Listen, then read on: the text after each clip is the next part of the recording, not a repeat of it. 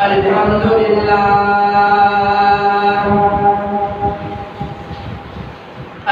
لله نحمده ونستعينه ونستغفره ونؤمن به ونتوكل عليه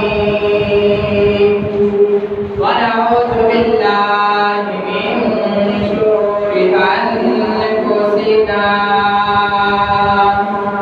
ومن سيئات أعمالنا من يهده الله فلا مضل له ومن يضلله فلا هادي له ونشهد أن لا إله إلا الله وحده أما بعد فأعوذ بالله من الشيطان الرجيم بسم الله الرحمن الرحيم والذين معه أشداء على الكفار رحماء بينهم فقال الله تبارك وتعالى في مقام آخر قال النبي صلى الله عليه وسلم لو كان بعدي نبي لكان عمر بن الخطاب آمنت بالله صدق الله العظيم وصدق رسوله النبي الكريم ونحن على ذلك لمن الشاهدين والشاكرين والحمد لله رب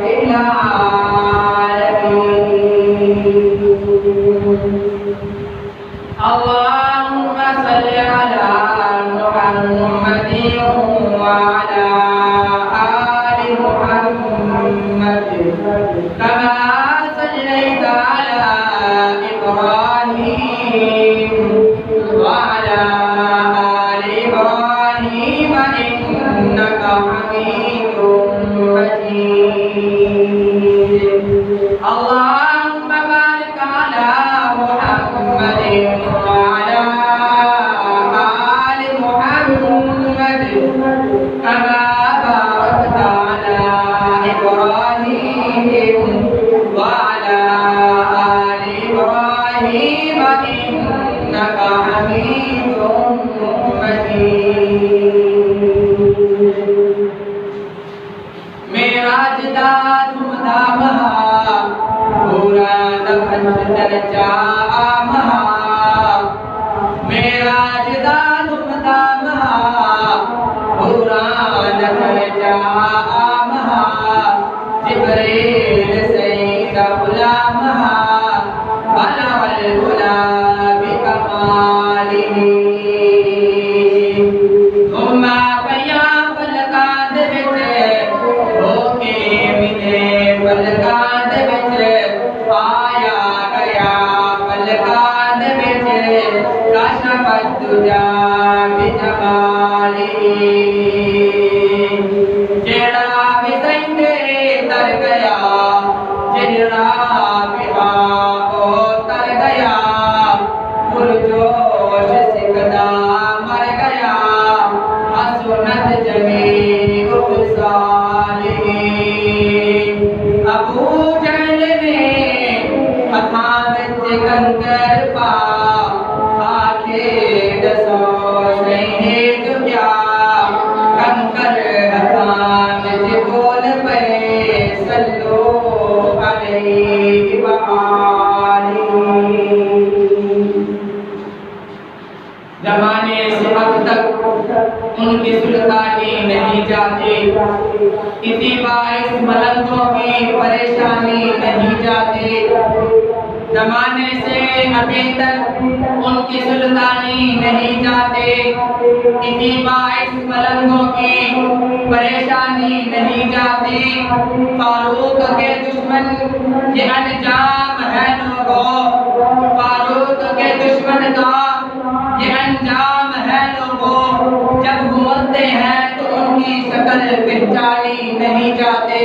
محترم سامعین، مکرم حاضرین، معزز مؤمنین، بالیقین بہترین جماعت مسلمین کے غیور نوجوان بھائیوں، دوستوں، عزیز ساتھیوں، مجھے طالب علم نے آپ حضرات کے سامنے ذخیرہ احادیث سے ادنا سی ایک حدیث مبارکہ کا سہارا لیا اور قرآن مجید میں سے ایک آیات کا ادنا سا حصہ تلاوت کیا ہے۔ دعا ہے کہ اللہ رب العالمین مجھے طالب علم کو حق اور سچ کہنے کی توفیق عطا فرمائے، پھر ہم سب کو سننے کے بعد اس پر عمل کرنے کی توفیق عطا فرمائے۔ اسلامی مہینے کے لحاظ سے یہ سال کا پہلا مہینہ محرم الحرام کا مہینہ شروع ہو چکا ہے، جس کی آج 2 تاریخ ہے۔ یہ مہینہ بھی بڑا محترم ہے، عظمتوں والا ہے، برکتوں والا ہے۔ اس کے اندر اللہ رب العالمین نے حضور علیہ السلام کے نواسوں کی بھی قربانی لی ہے، اور اسی مہینے کے اندر اللہ رب العالمین نے حضور علیہ السلام کے سسر کی بھی قربانی دی ہے۔ حضرت عمر فاروق رضی اللہ تعالی عنہ، میں نے ان کے واقعات گزشتہ جمعۃ المبارک کے اندر بھی بیان کیے کہ آج ہم تاریخ کو پڑھنا چاہیں، تاریخ کی کتابیں اٹھا کر ان کا مطالعہ کرنا چاہیں، تو تاریخ کی کتابیں اٹھا کے ان کے صفحے پلٹتے چلے جائیں۔ ہمیں ہر صفحے پر آقا علیہ السلام کے، صحابہ اکرام کی قربانیوں کے، ان کے وفاداری کے، ان کے جرانوں کے، ان کے آپس کے پیار محبت کے، رشتہ داریوں کی تاریخ سامنے آتی ہے کہ کسی سال کے کسی دن کے اندر کوئی ایسا دن نہیں گزرتا جس کے اندر کسی نہ کسی صحابے کی، کسی تابع کی، کسی اللہ والے کی موت نہ ہو، شہادت نہ ہو، قربانی نہ ہو۔ یہ اسلام ہم تک جو پہنچا ہے یہ قربانیوں کے ساتھ پہنچا ہے، آسانی کے ساتھ یہ اسلام ہم تک نہیں پہنچا۔ اسی مہینے کے اندر یکم محرم الحرام کو حضرت عمر فاروق رضی اللہ تعالی عنہ کی شہادت ہے۔ ان کے واقعات پڑھنا چاہیں، ہم تاریخ کے اوراق اٹھائیں تو ہمیں پتہ چلے گا کہ انہوں نے کس طرح سے قربانیاں دی ہیں اور ہم تک دین پہنچایا۔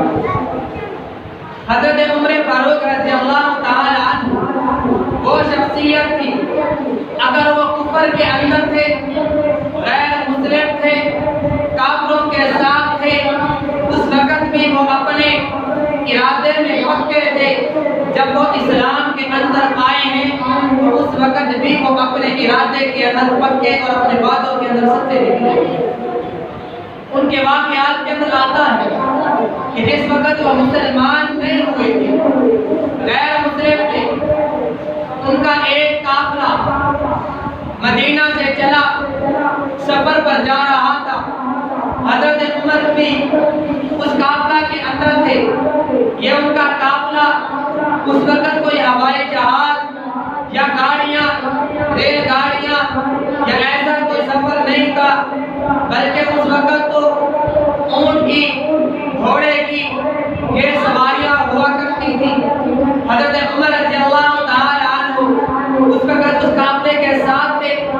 یہ قافلہ فلسطین کے اندر پہنچتا ہے، وہاں پر جا کر ایک جگہ اس قافلے نے پڑاؤ کیا، وہ قافلہ رک گیا۔ کسی وجہ سے جب وہ قافلہ چلا، حضرت عمر اس قافلہ کے پیچھے رہ گئے، وہ قافلہ آگے نکل گیا، یہ عمر ابھی پیچھے ہیں، انہیں نہیں پتا کہ یہ قافلہ کس طرف گیا ہے، میں نے ان تک پہنچنا ہے، کس طرف جاؤں، کس راستہ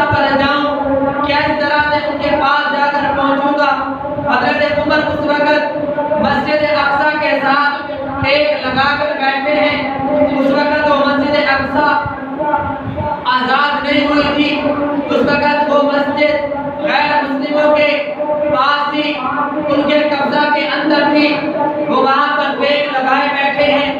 حضرت عمر کہتے ہیں کہ ایک نوجوان آتا ہے، وہ آ کر میرے سامنے کھڑا ہوا، اسے میرے چہرہ کو دیکھا، دائیں طرف سے دیکھتا ہے، بائیں طرف سے دیکھتا ہے، آگے پیچھے سے آتا ہے، پھر وہ پوچھنے لگا کیا تمہارا نام عمر ہے؟ حضرت عمر کہتے ہیں میں نے اسے جواب دیا کہ ہاں میرا نام عمر ہے۔ اس نے اگلا سوال کیا کہ تمہارے والد کا نام خطاب ہے؟ خطاب کے بیٹے ہو؟ عمر کہتے ہیں کہ ہاں خطاب کا بیٹا ہوں۔ وہ پوچھ رہے ہیں کہ آخر میں کہاں کا رہنے والا، یہ کہاں کا رہنے والا، یہ مجھے کس طرح پوچھ رہا ہے؟ تیرا نام عمر ہے، تیرے والد کا نام خطاب ہے؟ اس نے کہا ہاں۔ وہ کہنے لگا کیا تم مدینہ کے رہنے والے ہو؟ حضرت عمر نے کہا کہ ہاں میں مدینہ کا رہنے والا ہوں۔ کہا پریشان کیوں ہو؟ حضرت عمر نے کہا کہ میں قافلہ کے ساتھ آیا تھا، وہ قافلہ آگے نکل گیا ہے، میں اسے ڈھونڈ رہا ہوں، اس کی تلاش میں ہوں، کس طرح ان کے پاس پہنچوں؟ وہ نوجوان کہنے لگا کہ کیا آپ میری مہمانی قبول کریں گے؟ میں آپ کی مہمانی کرنا چاہتا ہوں، آپ کی دعوت کرنا چاہتا ہوں۔ حضرت عمر نے کہا کہ آئے نوجوان، میں اپنی پریشانی میں ہوں، میں اپنی کشمکش میں ہوں کہ کس طرح اپنے قافلے کے پاس پہنچوں۔ تجھے اپنی دعوت کی پڑی ہے، مہمانی کی پڑی ہے کہ میں تیری دعوت کرنا چاہتا ہوں، تیرے لیے یہی دعوت ہے کہ تم مجھے اس قافلے تک پہنچا دے، تیری دعوت قبول ہو جائے گی، تیری دعوت مان لی جائے گی۔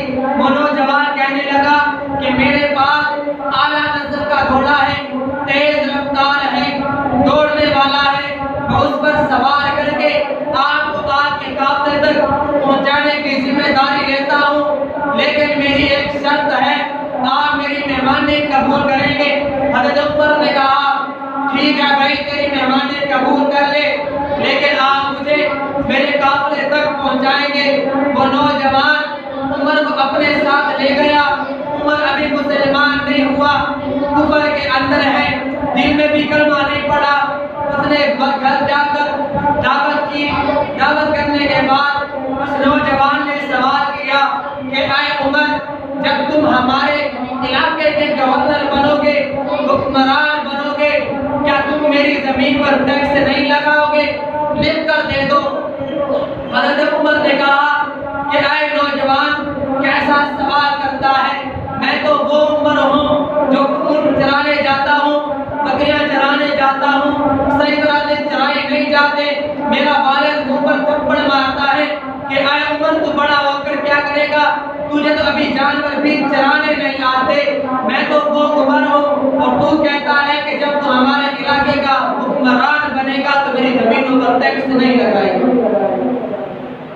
اس نے کہا کہ اے نوجوان یہ کیسا مذاق کر رہا ہے، یہ بھی بڑا کوئی مذاق کرنے کی بات ہے کہ ہمارے علاقے کا حکمران بنے گا، ہمارے ملک کا حکمران بنے گا اور تو ہم پر ٹیکس نہیں لگائے گا۔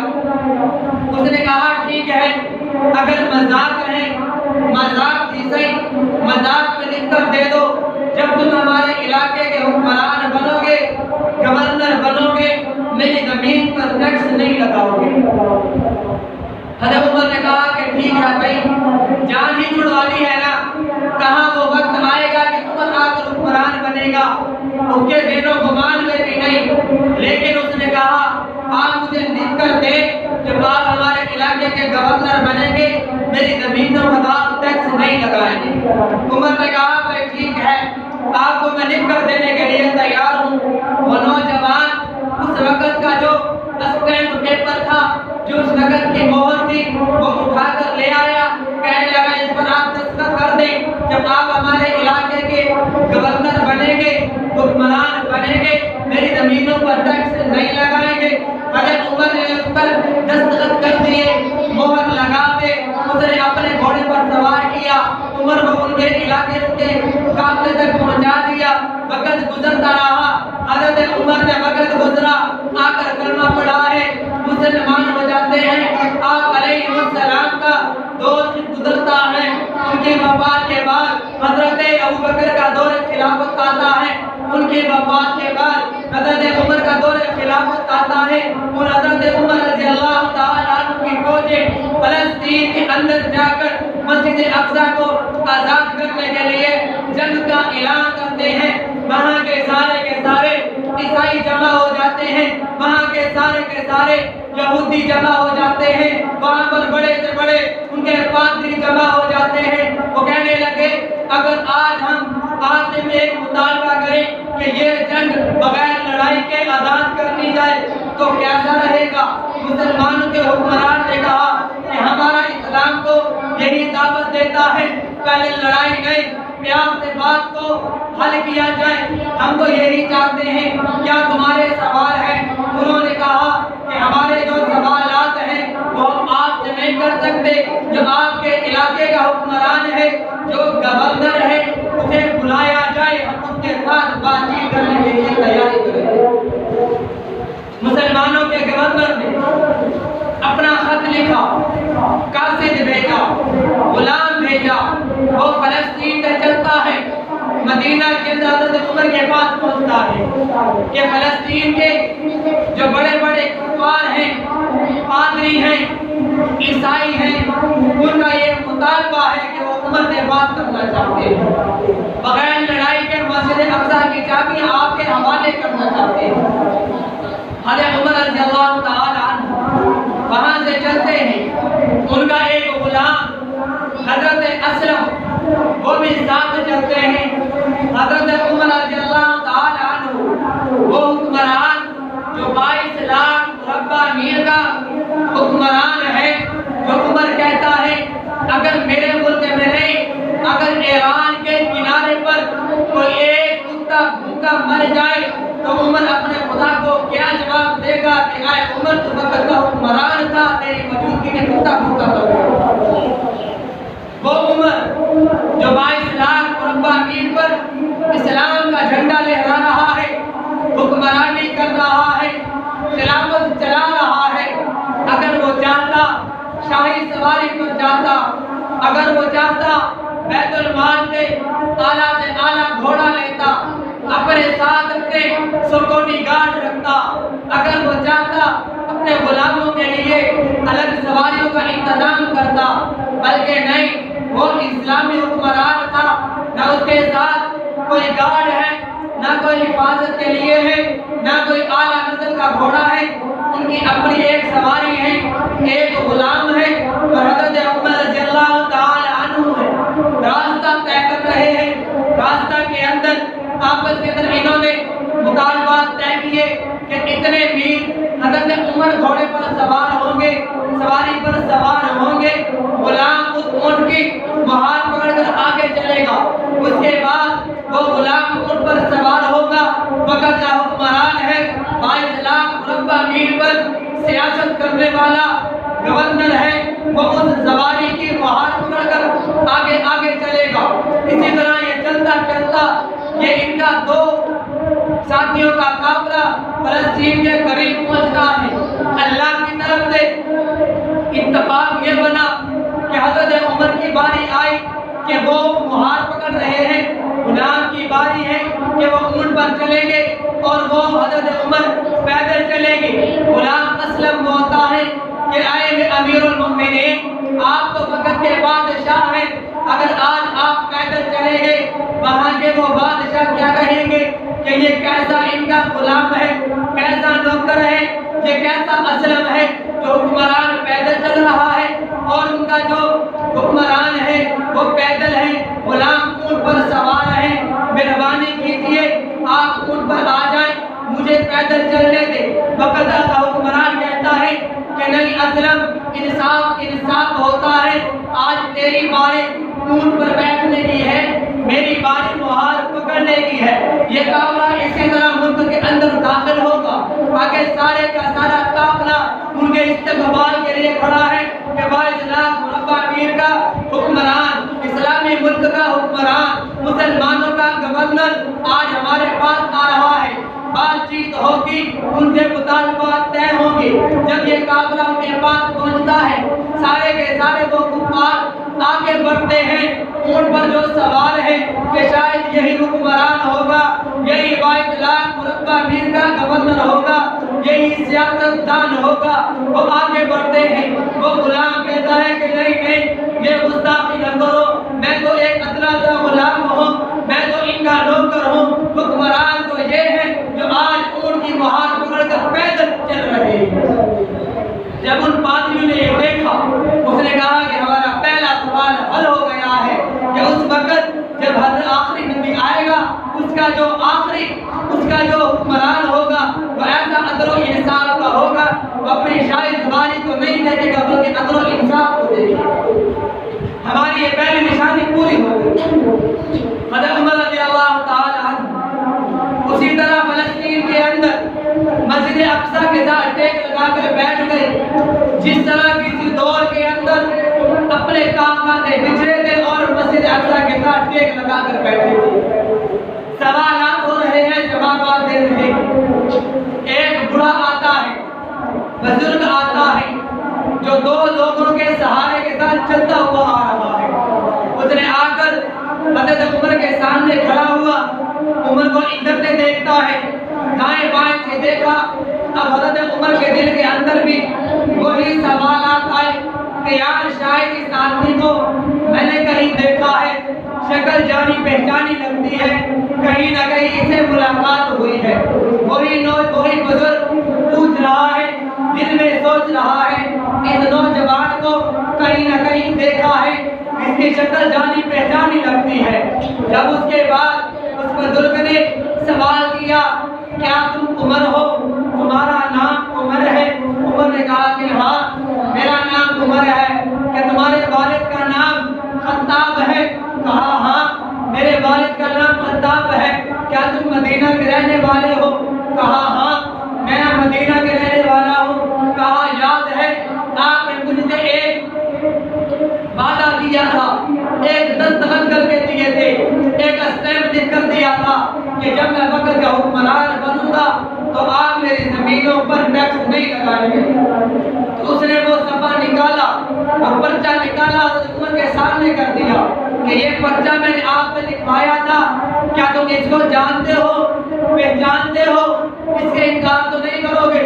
حضرت عمر سوچ رہے ہیں کہ کس وقت میں نے اسے یہ لکھ کر دیا تھا، آج اتنے عرصے کے بعد اسے یہ کیسے یاد آ گیا؟ حضرت عمر نے اپنے مسلمانوں سے سارے کے سارے کافروں سے مشاورت کی، مشورہ کیا کہ بھائی مجھے اس وقت خیال میں بھی نہیں تھا، یاد بھی نہیں تھا، کیا وہ وقت آئے گا وقت کا حکمران بن جاؤں گا؟ میں نے تو بے خیالی کے اندر اسے لکھ کر دے دیا تھا، آج وہ میرے اسی مطالبات پورے کروانا چاہتا ہے، کیا تم اس سے راضی ہو؟ مسلمانوں نے کہا کہ جی امیر المومنین، آپ نے جو وعدہ کیا تھا اسے پورا کیجیے، آپ وعدے کے اندر خلاف ورزی نہیں کرو۔ حضرت عمر نے کہا کہ ٹھیک ہے، تیری زمینوں سے ٹیکس معاف کر دیے، تیری زمین آزاد کر دی۔ گویا کہ وہ بوڑھا، وہ بزرگ اسی خواہش کے اندر تھا، حضرت عمر کی ہاں کرنی تھی، اس نے ساری کی ساری زمینیں مسلمانوں کے نام کر دی، کہا کہ مجھے کلمہ پڑھائیں اور مجھے مسلمان کر دیں۔ حضرت عمر نے اس سے پوچھا کہ آئے نوجوان بزرگوں، مجھے یہ تو بتائیں آپ نے مجھے کیسے پہچانا؟ مجھے تو خود بھی اس وقت خواب و خیال نہیں تھا کہ میں وقت کا حکمران بن جاؤں گا، آپ نے مجھے کیسے پہچانا؟ وہ بزرگ کہتا ہے، کہنے لگا کہ میں نے تورات بھی پڑھی ہے، انجیل بھی پڑھی ہے، ان کا میں نے مطالعہ بھی کیا ہے، ان کو جانتا بھی ہوں۔ ہمارے نبیوں نے ہمیں آ کر بتایا تھا جو آخری نبی آئے گا اس کا نام یہ ہوگا، ان کے یاروں کے نام یہ ہوں گے، ان کے وفاداروں کے نام یہ ہوں گے، ان کا جو دوسرا خلیفہ آئے گا اس کا نام عمر ہوگا، اس کے والد کا نام خطاب ہوگا، مدینہ کا رہنے والا ہوگا، عدل و انصاف والا ہوگا، وہ 22 لاکھ مربع میل کا حکمران ہوگا۔ ان کا آپ کی شکل و صورت تورات و انجیل کے اندر موجود تھی، میں نے ان کا مطالعہ کیا، میں نے آپ کی شکل و صورت کو دیکھا، کہ وہ جو میں نے مطالعہ کیا ہے وہ سارا کا سارا آپ کی شکل و صورت پر پورا نقشہ اتر رہا ہے، گویا کہ یہی عمر ہو سکتے ہیں میں نے ان کا مطالعہ کیا تھا، آپ نے میرے دستخط کروا دیے۔ اللہ نے آپ صلی اللہ علیہ وسلم کو ایسے وفادار دیے جن کی اللہ رب العالمین نے نشانیاں گزشتہ کتابوں کے اندر بھی پوری کر دی۔ وہ عمر ہے جو وقت کا حکمران بنتا ہے، ایک مدینہ کے اندر قافلہ آتا ہے، جنگل کے اندر آ کر ٹھہر جاتا ہے، ایک عورت ہے، ان کے ساتھ ان کے بچے ہیں، ان کے پاس کھانے پینے کے لیے کوئی چیز نہیں۔ وہ عورت نے ہنڈیا اپنے چولہے پر رکھی، اس میں پانی ڈالا اور اس کے نیچے آگ جلا دی۔ کسی نے آ کر بتایا کہ اے امیر المؤمنین، وہاں پر کوئی قافلہ رکا ہے، آگ جل رہی ہے۔ حضرت عمر رضی اللہ تعالی عنہ رات کے وقت گئے، جا کر ان کا حال پوچھا۔ بڑھیا نے پوچھا کہ بھائی ہنڈیا کے اندر کیا ہے؟ اس نے کہا پانی ہے، ابل رہا ہے۔ کہا بچے کیوں رو رہے ہیں؟ کہنے لگے بھوک کی وجہ سے۔ کہا دیکھتی کے اندر کیا ہے؟ کہا صرف پانی ابل رہا ہے اور کوئی چیز نہیں، بچوں کو بہلا کر سلا دوں گی کہ کوئی چیز پک رہی ہے، بچے اسی کے اندر سو جائیں گے، صبح ہو جائے گی، باغوں کے اندر راتیں گزر رہی ہیں۔ حضرت عمر رضی اللہ تعالی عنہ اپنے گھر تشریف لاتے ہیں، بیت المال سے سامان لیا، کھانے پینے کا سامان ایک بوری کے اندر ڈالا، اپنے غلام اسلم کو ساتھ لیا، کہا کہ یہ بوری میرے کندھے پر رکھواؤ۔ اس کو اٹھایا، وہ غلام کہنے لگا کہ اے امیر المؤمنین، آپ یہ کیا کر رہے ہیں؟ میں آپ کا غلام ہوں، آپ کا نوکر ہوں، یہ بوجھ میرے کندھوں پر اٹھائے، جہاں آپ کا حکم ہوگا وہاں تک میں پہنچا کر آؤں گا۔ حضرت عمر نے کہا کہ نہیں، اسے میں خود اٹھاؤں گا۔ اس نے 2 سے 3 مرتبہ اصرار کیا کہ امیر المؤمنین یہ بوری میرے کندھوں پر رکھ دیں، یہ بوجھ میں اٹھاؤں گا۔ امیر المؤمنین نے کہا کہ اے اسلم، کیا قیامت کے دن میرے گناہوں کا بوجھ بھی تو اٹھائے گا؟ اسلم نے کہا کہ نہیں امیر المؤمنین، ہاں تو ہر شخص اپنا بوجھ خود اٹھائے گا۔ کہا کہ آج عمر کا کام ہے، عمر خود کرے گا۔ حضرت عمر اس قافلہ تک پہنچتے ہیں، اس بڑھیا تک پہنچتے ہیں، خود جا کر انہوں نے کچھ کھجوریں، کچھ آٹا وغیرہ اس دیگچی کے اندر ڈالا، اسے پکایا، بچوں کو کھلایا۔ اس غلام نے کہا کہ آؤ امیر المؤمنین اب چلتے ہیں۔ حضرت عمر نے کہا کہ اے اسلم، میرا دل چاہتا ہے جس طرح میں نے ان بچوں کو روتے ہوئے دیکھا تھا، اب دل چاہتا ہے کچھ دیر انہیں کھیلتے ہوئے بھی دیکھو، انہیں ہنستے ہوئے بھی۔ اس عورت نے کہا کاش تو ہی وقت کا حکمران ہوتا جن کو آج جنگل کے اندر بھی اپنی رعایا کا خیال تھا کہ میری رعایا ہوگی۔ آج ہمارے حکمرانوں کو اپنے پیٹ کی پڑی ہے، کسی غریب کی نہیں، کہ وہ کہاں پر کس طرح سے کس حالت میں پل رہے ہیں، کس حال میں جی رہے ہیں۔ وہ عمر جو راتوں کو زیادہ جاگنے والا، کم سونے والا، حضرت عمر رضی اللہ تعالی عنہ کی عادت مبارکہ تھی کہ وہ رات کے وقت گلیوں کے اندر گشت کیا کرتے تھے۔ حضرت عمر رضی اللہ تعالی عنہ نے ایک مرتبہ اعلان کیا کہ کوئی بھی کسی چیز کے اندر ملاوٹ نہیں کرے گا، جو چیز ہوگی اسی طرح خالص داموں کے اندر بیچی جائے گی۔ حضرت عمر رضی اللہ تعالی عنہ گشت کر رہے ہیں، ایک گلی سے گزرتے ہیں، ایک گھر کے اندر سے آواز آتی ہے، ماں اپنی بیٹی سے کہتی ہے کہ آئے بیٹی، آج دودھ کم ہے، دودھ کے اندر پانی شامل کر دو۔ بیٹی نے کہا کہ اے اماں جان، کیا آپ نے نہیں سنا کہ امیر المؤمنین حضرت عمر رضی اللہ تعالی عنہ نے اعلان کیا ہے کہ کوئی ملاوٹ نہیں کرے گا؟ ماں نے کہا کہ کیا عمر دیکھ رہا ہے؟ اس بیٹی نے جملہ کہا کہ اے اماں جان، اگر عمر نہیں دیکھ رہا تو عمر کا خدا تو دیکھ رہا ہے۔ حضرت عمر واپس لوٹے، اس دروازے پر نشان لگایا، واپس آ گئے۔ صبح ہوئی، اپنے بندوں کو بھیجا، غلاموں کو بھیجا کہ جاؤ پتہ کر کے آؤ تو گھر کون سا ہے، اس میں رہنے والا کون ہے۔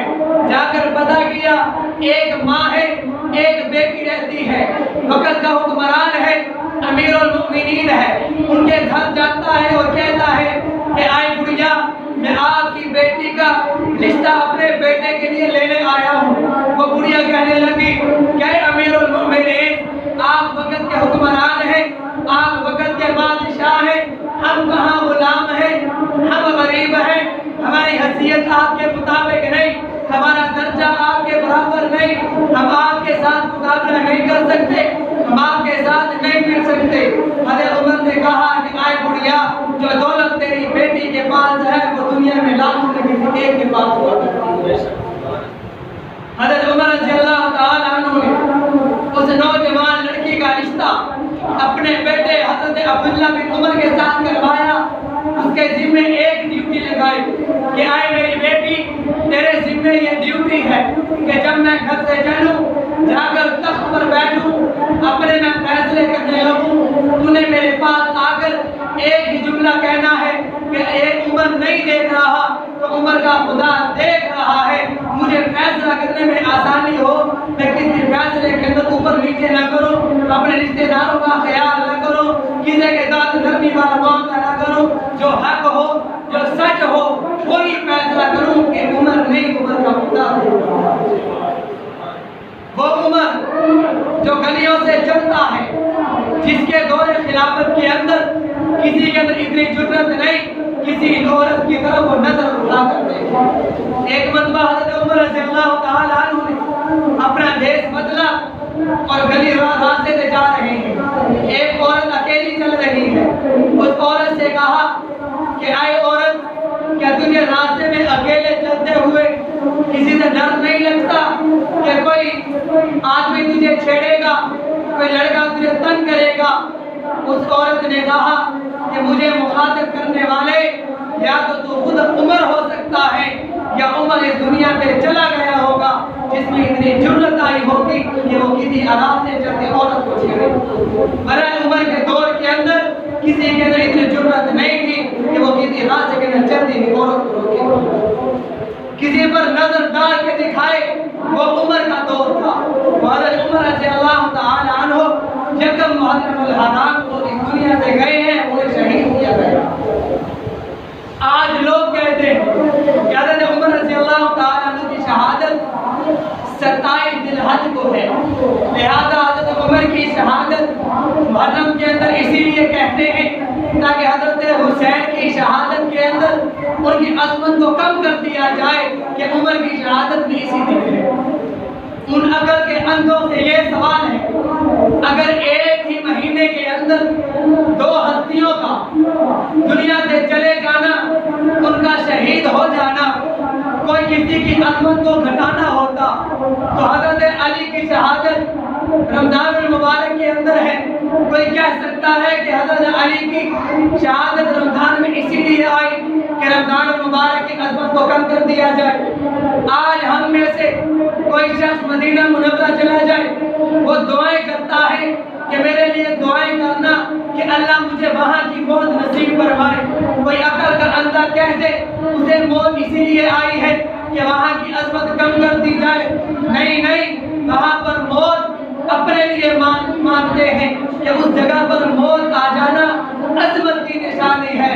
اسی طرح ایک مہینے کے اندر 2 ہستیوں کی شہادت ہو جانا، اس کے اندر کوئی عیب نہیں، بلکہ اللہ رب العالمین کی طرف سے انعام ہے کہ اللہ رب العالمین نے محرم الحرام کے مہینے کو یہ عظمت بخشی ہے کہ ایک ہی مہینے کے اندر 2 شخصیت اللہ رب العالمین کے راستے میں شہید ہو گئی۔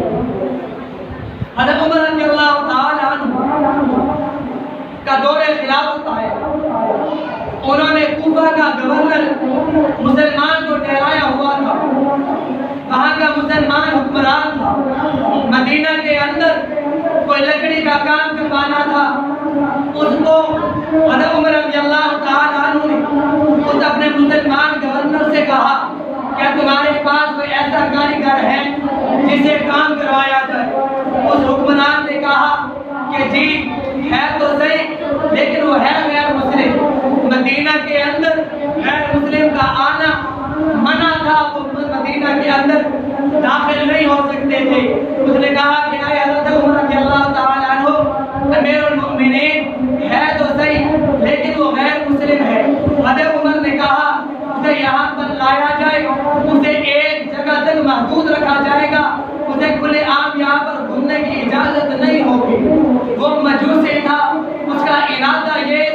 کہ وہ حضرت عمر کو شہید کرنے کی نیت سے آیا تھا، قتل کرنے کی نیت سے آیا تھا۔ اس کے پاس 2-3 ہنر تھے، وہ ہاتھ کی چکیاں بھی بنا لیا کرتا تھا، وہ ہاتھوں سے خنجر بھی بنا لیا کرتا تھا۔ حضرت عمر کو ایک مرتبہ شکایت لے کر آیا کہ آپ مسلمانوں کے حکمران ہیں، آپ عدل و انصاف کرتے ہیں، میرا جو مالک ہے وہ سارے دن کے اندر مجھ سے زیادہ قیمت ادا کرتا ہے۔ حضرت عمر نے اس وقت کی قیمت کے حساب سے پتہ لگایا تو پتہ چلا کہ وہ جو قیمت لیتا ہے وہ اس وقت کے حساب سے صحیح اجرت لیتا ہے، زیادہ نہیں لیتا۔ حضرت عمر نے اس سے کہا کہ ٹھیک ہے بھائی تم کیا کام کرتے ہو؟ تو حضرت عمر نے کہا کہ میرے پاس 2-3 ہنر ہیں، میں ان کا کام کرتا ہوں۔ حضرت عمر نے کہا کہ آپ مجھے ایک خنجر بنا کر دیں اپنی حفاظت کے لیے۔ اس نے اپنے چہرے پر ہاتھ پھیرا اور کہنے لگا کہ اے عمر، میں آپ کو ایسا خنجر بنا کر دوں گا مشرق سے مغرب تک رہتی دنیا تک یاد کیا جائے گا کہ آپ کو میں نے خنجر بنا کر دیا۔ وہ تو چلا گیا۔ حضرت عمر نے حضرت علی سے اور صحابہ کرام سے کہا کہ اے علی، مجھے اس کے انداز سے لگتا ہے کہ اس نے مجھے قتل کی دھمکی دی، یہ مجھے قتل کرنا چاہتا ہے۔ صحابہ کرام نے کہا کہ امیر المومنین، اگر آپ کا حکم ہو تو ہم اس کو ابھی جا کر قتل کر دیتے ہیں۔ اس نے آپ کو قتل کی دھمکی دی ہے۔ حضرت عمر نے کہا کہ نہیں، اس نے ابھی دھمکی دی ہے، مجھے قتل نہیں کیا، اس نے یہ گناہ ابھی نہیں کیا، اسے ابھی قتل نہیں کرنا، مجھے کوئی سزا نہیں دینی۔ وقت گزرا، وہی مجوسی، وہی منافق فجر کی نماز کے اندر مسلمانوں کے بھیس کے اندر مسجد نبوی کے اندر آیا، پہلی صف کے اندر حضرت عمر کے پیچھے کھڑا ہو گیا۔ حضرت عمر رضی اللہ تعالیٰ عنہ نے پہلی رکعت کے اندر سورۃ طٰہٰ کا پہلا رکوع مکمل کیا۔ اس مجوسی نے، اس کافر نے اپنا خنجر نکالا، حضرت عمر پر وار کیا، ان پر 4-5 وار کیے۔ حضرت عمر رضی اللہ تعالیٰ عنہ وہاں گرتے گرتے جب حضرت کے پیچھے حضرت عبد الرحمن بن عوف رضی اللہ تعالیٰ عنہ موجود تھے، ان حضرت عمر رضی اللہ تعالیٰ عنہ نے ان کا ہاتھ پکڑا، خلیفہ نماز بنایا۔ حضرت عبد الرحمن بن عوف رضی اللہ تعالیٰ عنہ نے نماز پوری کروائی۔ اس مجوسی نے بھاگنے کی کوشش کی، صحابہ کرام نے اپنی صفوں کو مضبوط کیا، بازوں کو اکڑا لیا، اس منافق کو بھاگنے نہ دیا۔ اس منافق نے ان کی پہلی صف کے اندر 7 یا 9 یا 11 آدمیوں کو زخمی کیا کہ میں یہاں سے بھاگ جاؤں۔ جب صحابہ کرام نے اس منافق کو، اس مجوسی کو وہاں سے بھاگنے نہ دیا تو اس مجوسی نے اپنے آپ کو خنجر مار مار کر وہی اپنے آپ کو جہنم کے اندر ڈالا۔ حضرت عمر رضی اللہ تعالیٰ عنہ وہاں زخمی لیتے ہوئے ہیں۔ حضرت عبد الرحمن بن عوف رضی اللہ تعالیٰ عنہ نے نماز پوری کروائی۔ حضرت عمر نے پہلا سوال یہی کیا، مجھ پر حملہ کرنے والے کو دیکھا جائے یہ کون ہے، مسلمان ہے یا کافر ہے؟ جب اسے دیکھا گیا تو وہی وہ مجوسی تھا جس نے قتل کی دھمکی دی تھی۔ حضرت عمر نے کہا کہ الحمدللہ، عمر کے خون کے اندر کسی مسلمان کا ہاتھ نہیں، عمر نے کسی مسلمان پر کوئی ناانصافی نہیں کی کہ کوئی مسلمان عمر کے خون کے اندر اپنے ہاتھ رکھے۔ حضرت عمر رضی اللہ تعالیٰ عنہ 27 ذی الحجہ کو زخمی ہوتے ہیں، 3 دن وہ زخمی حالت میں لیٹے رہے۔ حضرت عمر رضی اللہ تعالیٰ عنہ نے اپنے بیٹے حضرت عبداللہ بن عمر رضی اللہ تعالیٰ عنہ سے کہا کہ حضرت اماں عائشہ رضی اللہ تعالیٰ عنہ کے پاس جائیں، انہیں جا کر کہیں کہ میرے ابا حضرت عمر آپ سے سوال کرتے ہیں، التجا کرتے ہیں کہ میں روزہ کے اندر حضور اکرم صلی اللہ علیہ وسلم کے ساتھ اپنے قبر کی جگہ چاہتا ہوں، کیا وہ اس کے لیے راضی ہیں؟ حضرت عبداللہ بن عمر رضی اللہ تعالی عنہ نے آخر اماں عائشہ سے وہی سوال کیے کہ میرے ابا جان روزہ کے اندر اپنی قبر کی جگہ چاہتے ہیں۔ حضرت عائشہ نے کہا کیا ہے بیٹا، میں نے یہ جگہ اپنے لیے رکھی تھی، یہ حجرہ مجھے حضور صلی اللہ علیہ وسلم نے تحفہ میں دیا تھا، اس کے اندر ایک میرا خامد ہے، ایک میرا والد ہے، تیسری جگہ میں نے اپنے لیے رکھی تھی۔ آج میں عمر کو اس پر جرت دیتی ہوں، میں عمر کو اس پر اپنی طرف سے اجازت دیتی ہوں کہ عمر کو یہ قبر یاد بنانے کے لیے اجازت ہے۔ حضرت عمر نے کہا کہ اے بیٹا، جب میرے یہاں پر دنیا کے اندر ہاتھ کان بننا چھوڑ دے، آنکھیں دیکھنا چھوڑ دے، کان سننا چھوڑ دے، زبان بولنا چھوڑ دے، پاؤں چلنا چھوڑ دے، تو میرے گھر میت کو عائشہ کے حجرے کے پاس لے جانا، وہاں رکھ کر عائشہ سے وہی سوال کرنا۔ ہو سکتا ہے عائشہ نے میری حیا کرتے ہوئے ہاں کرتی ہو، جب میرے سب کچھ کام کرنا چھوڑ دے اس وقت عائشہ سے جا کر دوبارہ اجازت مانگنا۔ اگر حضرت عائشہ اجازت دے تو روزہ کے دن مجھے دفن کر دینا، اگر عائشہ اجازت نہ دے تو مجھے وہاں باہر قبرستان کے اندر مجھے دفن کر دینا۔ حضرت عمر رضی اللہ تعالیٰ عنہ ان کی وفات ہوئی ہے کہ محرم الحرام کو ان کی میت کو حضرت عائشہ کے حجرے کے پاس لایا گیا تاکہ وہی سوال دہرائے۔ حضرت عائشہ نے کہا کہ اے بیٹا، آج بھی میں اپنے وعدے پر برقرار ہوں، جو وعدہ میں نے حضرت عمر کی عمر میں کیا تھا، ان کی زندگی میں کیا تھا۔ عمر کی قبر یہیں پر بنے گی جہاں پر انہوں نے درخواست کیے تھے، ان کی اجازت سے حضرت عمر رضی اللہ تعالیٰ عنہ حضور اکرم صلی اللہ علیہ وسلم کے ساتھ پہرے دار آج بھی لیٹے ہیں، قیامت تک لیٹیں گے۔ حضرت عمر کے نام سے کافر اس وقت بھی ڈرتا تھا، آج کی قبر بھی ان سے ڈرتا ہے۔ اس وقت کا کافر بھی نبی کو علی سمجھتا تھا، آج کا کافر بھی علی کو نبی سمجھ رہا ہے۔ حضرت عمر رضی اللہ تعالی عنہ کو اللہ رب العالمین نے یہ اتنی جرأت دی تھی کہ وہ حکمران اسلام مربع میل پر تھے کہ کسی کی جرأت نہیں تھی کہ کسی پر ناانصافی کرے۔ دنیا 4 چیزوں سے بنی ہے، پانی سے، آگ سے، ہوا سے، مٹی سے۔ عمر کی حکمرانی چاروں چیزوں پر تھی۔ زمین پر درہ مارا ہے، زمین کا زلزلہ تھم جاتا ہے، آگ ہرا کے پہاڑوں سے نکلتی ہے، عمر کی چادر سے واپس بند ہو جاتی ہے، پانی کو خط لکھتے ہیں، پانی سالوں تک چلتا نظر آتا ہے۔ وہ عمر جن کی حکمرانی کو ہوا نے مانا ہے، مسجد نبوی کے اندر بیٹھ کر تھوڑا سا بول بولتے ہیں، وہ ہوا ان کا حکم کئی میلوں پار جا کر صحابہ رسول کا کام کرتا ہے۔